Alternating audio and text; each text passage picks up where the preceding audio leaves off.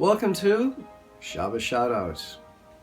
There's one topic that I've discussed for decades in my sermons and classes, and on occasion, some of us have actually had the opportunity to believe it: the awesome power of tefillah, of prayer. There's an apocryphal story that's told about Lenin. In his younger years, he and his wife attended a lecture on socialism delivered by Karl Marx. Lenin returned home extremely excited about the lecture and shared his enthusiasm with his family.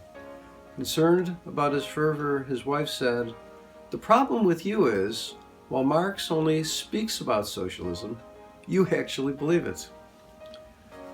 Rabbi Aryeh Ginsburg is the Rav of the Chafetz Chaim Torah Center of Cedarhurst, New York. He's a published author of several books of halacha, Jewish law, and a frequent contributor to many magazines and newspapers, where he writes about Torah topics and timely issues of the day. He's also a sought-after lecturer on Torah topics at a variety of venues around the country. It was sometime after this past Purim that Rav Aryeh began to feel unwell. His doctor suggested that he go to the hospital and have an x-ray taken of his lungs. A friend who is a Hatzalah EMT volunteer assured Rav Aryeh that he wouldn't have to wait long for the x-ray. True to his word, arrangements were made, and the rabbi had the test taken right away. Rav Aryeh told his wife that when he left home, he'd be back in a few hours. With Hashem's infinite mercy, Rabbi Ginsburg did come home 6.5 weeks later.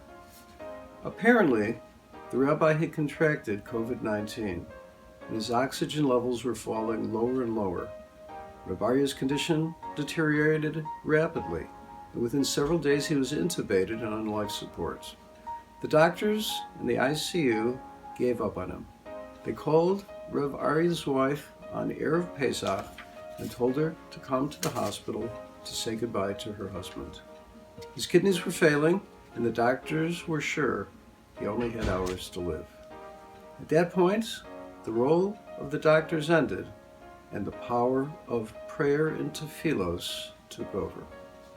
When Rabbi Aryeh was hospitalized, his family and friends sprang into action, spreading the word through Tehillim chats and WhatsApp groups.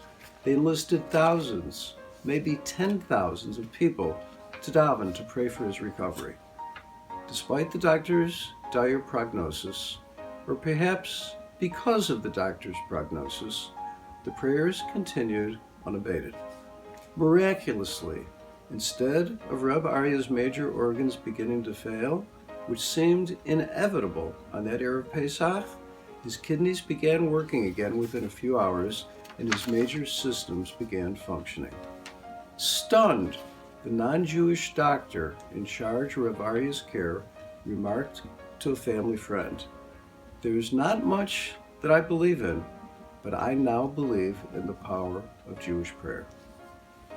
Rabbi Aryeh, thank God, now alive and well, said, "The doctor now believes in the power of tefillah, of prayer. But do we? Do we really believe in it?" Our tears and our tefillahs are never in vain.